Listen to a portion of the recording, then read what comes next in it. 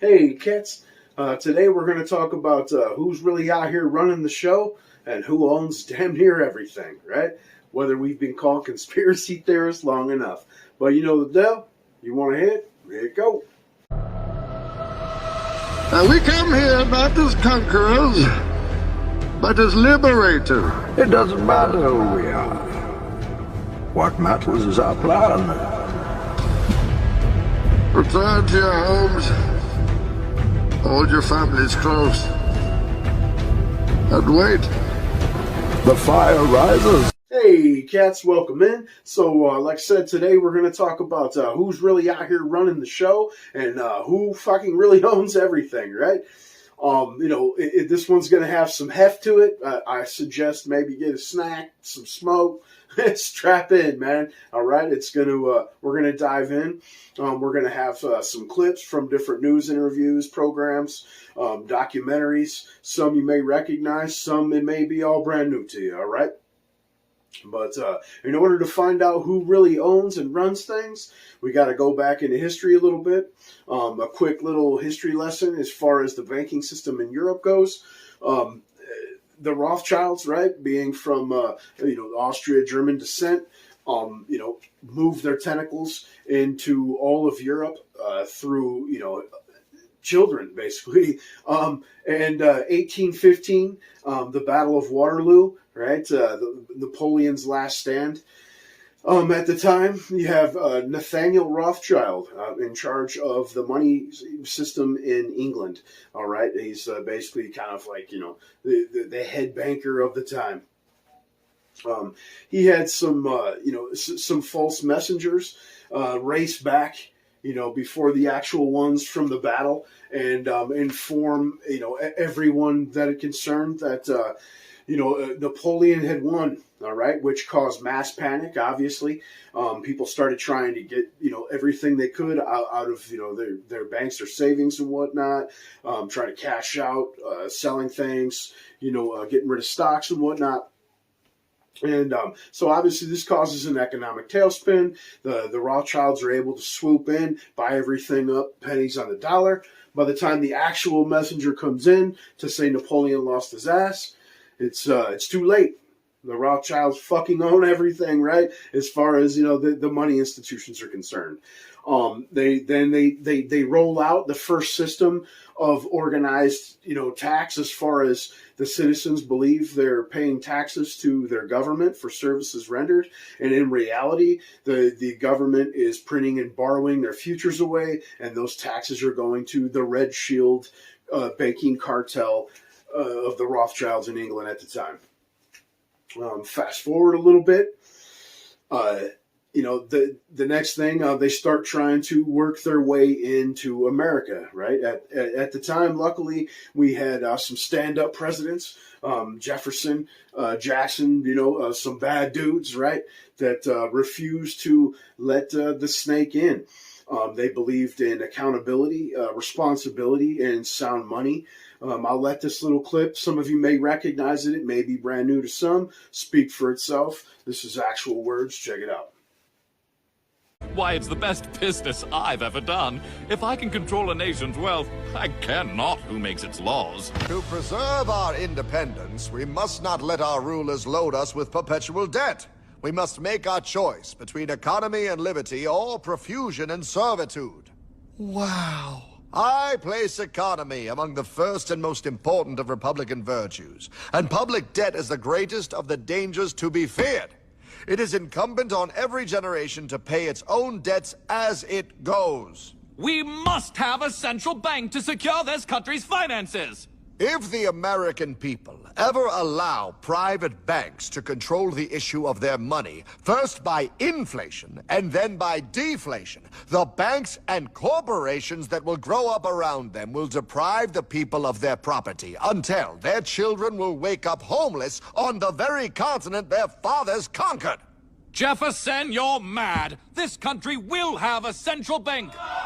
Who's that? America's first Secretary of Treasury. Alexander Hamilton? Not for long. Aaron Burr, Thomas Jefferson's vice president. They didn't take too kindly to our first sec treasury. Sweet shot, Burr. The first attempt at a central bank only lasted 20 years and we shut it down. But the bankers tried again against Old Hickory President Andrew Jackson. You are a den of vipers and thieves. I intend to rout you out. Then by the eternal God, I will rout you out. After surviving an assassination attempt, Jackson finally defeated the bank in 1836. When asked what was the greatest accomplishment in his life, Old Hickory replied, I killed the bank. Some bad dudes, right? The far cry from the fucking bullshit you see nowadays, man. But, so they were able to keep the tentacles out for a short period of time. And then, obviously the quality of men started to go down. So the resistance to the temptation of ready money and, someone else to take up the reins for you, I guess, was a little bit too much to bear. So we'll go on to the next clip. This will be the last one from this documentary.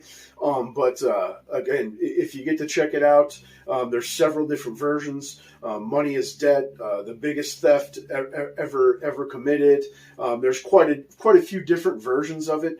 But great shit. Check the shit out. and those were his last words. I killed the bank. And with real money backed with real gold, our country experienced the greatest boom in any nation's history. Oh, it was beautiful, pal. But the bankers, greedy for more power and wealth, were concocting their most ambitious plan yet to once and for all take control of the finances of the United States. In 1910, a secret meeting was held at a J.P. Morgan estate on Jekyll Island off the coast of Georgia. This meeting was so secretive, so concealed from government and public knowledge that the 10 attendees used code names. I am clearly the richest man, so I should be the one to run the super-secret central bank. I own all the oil in America. I'm clearly richer than you will ever be, hula girl. I should run the super-secret central bank. You're nothing compared to me, lube job. I shall run the secret bank. Silence! Supreme Master Leader, I didn't know you were gonna be here. I'm not. Neither are you, dumbass. Oh, yeah, right. He's so smart. None of you shall run the bank. We have failed in the past because of openness. This time, the key to success is secrecy. The people must believe that they run the bank. Yes, brilliant! A sneak attack. What's the plan? We first create panic, then we show them the solution. With our man in office and well-planned timing, we will have our central bank. And so the people think it is theirs. We shall christen it Federal. The Federal Reserve.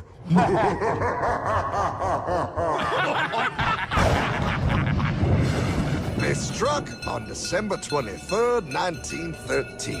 When most of our Congress were at home eating fruitcake, these bastards, I mean bankers, presented their treasonous act to their newly elected accomplice, Woodrow Wilson, who had fortuitously already agreed to sign it before he was even elected. Wait, the IRS? I thought we always had the IRS. No, pal. They did this to us too. The Fed now has the exclusive power to print America's money. They loan this money to our banks and our government at interest, putting immediate debt on our own money, printing more and more, so each dollar they print becomes worth less than the one before.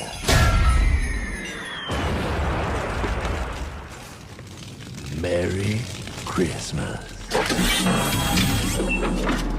What in the hell is that? That, pal, is how our government now must pay back these debts to the Fed. Your taxes did not go to your government. They don't? It's the greatest theft in human history. So the Act of 1913, right, which basically sent it all for real downhill. So the Federal Reserve was put into place to protect the value of the dollar from panic speculation. Again, it was supposed to protect the value of the dollar, but it's actually decreased the buying power by 93% since its inception. Okay, I mean, no, I'm not I'm not fucking up that stat. It costs a nickel to make a penny. I mean, think about that shit for a minute, all right? This right here basically made you, the corporation you are today, hence the reason that you have all capitals on your birth certificate, like a corporation, right, and an LLC. I know this sounds fucking ludicrous, but, this is easily, researched, right? This thing was, how was it ratified? Basically, it was ratified on Christmas Eve, like you just heard, without almost nobody there. It's supposed to be 2/3 of Congress to ratify an amendment, but yet this still stands for some reason. Unbelievable shit. And any presidents that we had that stood against the Federal Reserve, they've been dealt with accordingly, I guess. I mean, from Lincoln to JFK, it's been bad for any president that disagrees, basically. And a little extra trivia here, right? During the Civil War there with the Lincoln, when he refused to deal with the reserve notes and started printing greenbacks, he was actually threatened. Not only were they not going to fund the war, but they were threatening to fund the South and also send armies to attack. And the Tsar Nicholas III of Russia actually sent his navy off our coasts to help protect us from invaders while we dealt with our civil issues. And, you see the opposite from America today. Anytime there's a civil issue, I mean, we always got to get involved and spend billions and billions, if not trillions of dollars, and sacrifice our own people for others' bullshit, right? But, so basically fighting for the Federal Reserve. But anyway, so then we'll jump forward a little bit. Then the nail, the death nail, right? Which basically said that, the American dollar is not ever going to hold a tangible value again. Here it is. I have directed Secretary Connally to suspend temporarily the convertibility of the dollar into gold or other reserve assets, except in amounts and conditions determined to be in the interest of monetary stability and in the best interest of the United States. In full cooperation with the International Monetary Fund and those who trade with us, we will press for the necessary reforms to set up an urgently needed new international monetary system. Stability and equal treatment is in everybody's best interest. I am determined that the American dollar must never again be a hostage in the hands of international speculators. I'm taking one further step to protect the dollar, to improve our balance of payments, and to increase jobs for Americans. As a temporary measure, I am today imposing an additional tax of 10% on goods imported into the United States. This is a better solution for international trade than direct controls on the amount of imports. This import tax is a temporary action. It isn't directed against any other country. It's an action to make certain that American products will not be at a disadvantage because of unfair exchange rates. When the unfair treatment is ended, the import tax will end as well. So that removed the last vestiges of tangible value as far as the dollar is concerned, right? The only propping mechanism is the fact that it's the world trade currency. The world is forced to trade in American dollars for oil, basically. And, obviously we have a handful of countries that are oil producing that is trying to change that. They want to trade in their own currencies, gold, some even digital, right? But as far as the American dollar is concerned, that removed the real tangible aspect that made it so attractive and made it so valuable. Then you move forward a little bit. Then you go into 1971, right? That's the founding of the World Economic Forum, and its mission is so far has not been what they claim. So like it says here, for the vast majority of participants, the goal is personal gain rather than global problems. That alone is a problem. Right? So, this is like a conglomeration of the world leaders, politicians, CEOs, and just some of the most elite of societies. And they're coming together for self-propagation rather than to actually solve anything. And the whole time, it's a moral grandstand about saving the planet, instituting democracy, supporting, what they consider freedom, I guess. I don't know. But that's when you start hearing the terms New World Order being tossed around, right? Not so much at the time here in America. It was more coming out of Europe. But it definitely worked its way over here, right? Check this out. So what you're going to see here is W. Senior, basically for the first public acknowledgement that I'm aware here in America, signing on to the New World Order, right? Just about 20 years after the founding of the WEF in 71. This is 89, I believe. And then it's going to show you a little Clinton echoing the same bullshit. And you'll even get some Slow-Joe in there. There's even a little bonus of Nelson Mandela to show you Africa, same shit, different toilet. All right, check this out. We have before us the opportunity to forge for ourselves and for future generations a new world order, a world where the rule of law, not the law of the jungle, governs the conduct of nations. When we are successful, and we will be, we have a real chance at this new world order, an order in which a credible United Nations can use its peacekeeping role to fulfill the promise and vision of the UN's founders. After 1989, President Bush said, and it's a phrase that I often use myself, that we needed a new world order. That the affirmative task we have now is to actually create a new world order.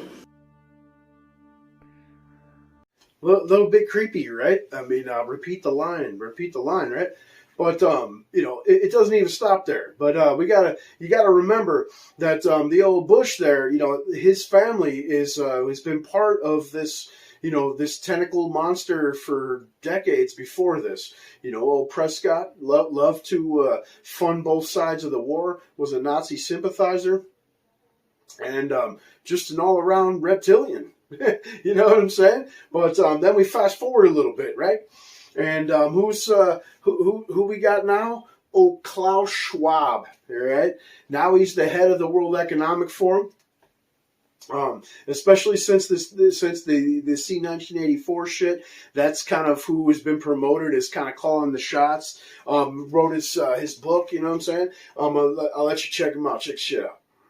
Obviously, the head of the WEF, Klaus Schwab, wrote The Great Reset here about COVID-19 being used as a tool to reset society and its economic programs to fit their leftist green agenda, basically.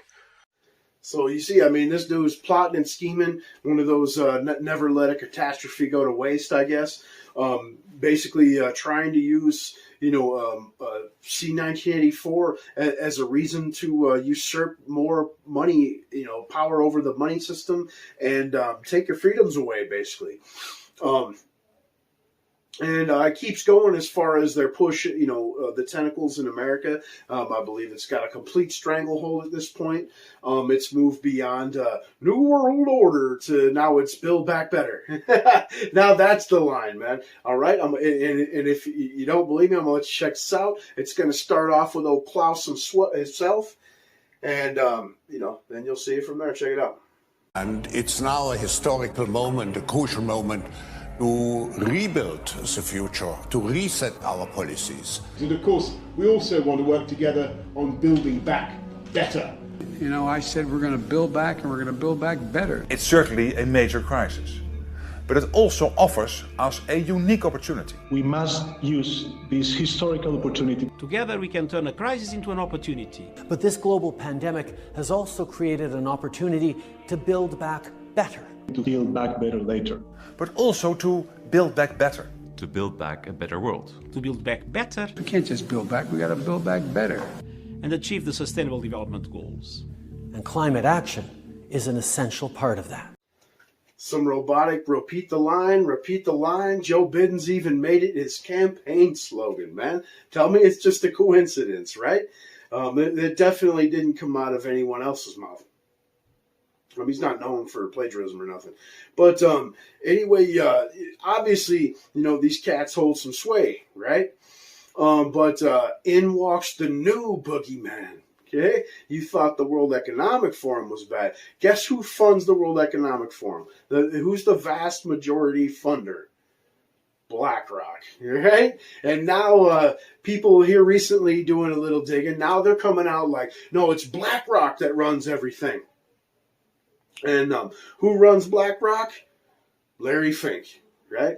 And as the photo details, he's said to have his hands in quite a few things. Okay, but you don't even realize. So this company, along with Vanguard, is actually the primary shareholder in just about everything you can possibly think of, man. I mean, we're talking from the clothes you wear on your back to the car you drive, to the fuel you put in said cars. I mean, these two companies, BlackRock and Vanguard, are the absolute, pinnacle of investment firms. And these investment firms are own an astronomical amount of capital. I mean, we're talking between the two of them around $20 trillion. That's quite a bit more than a lot of countries' GDP.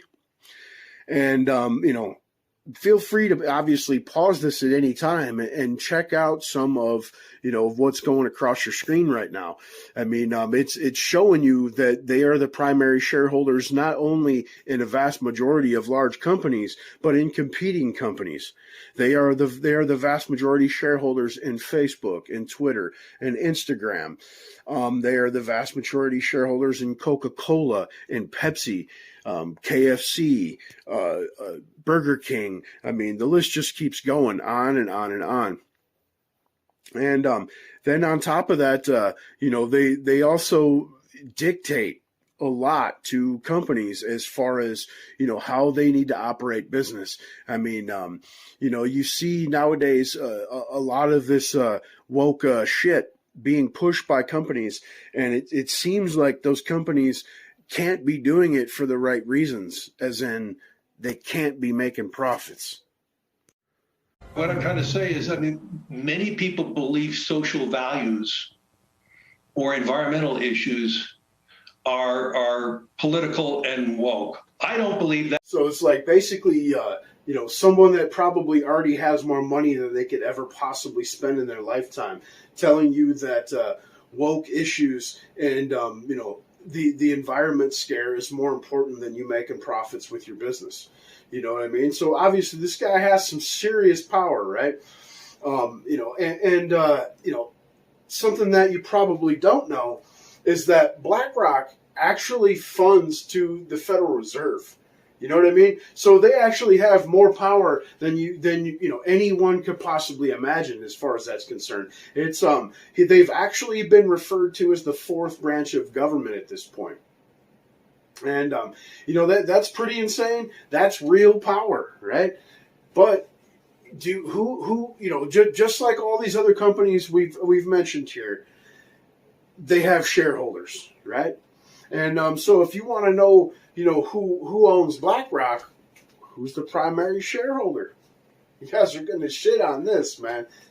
Fucking Vanguard.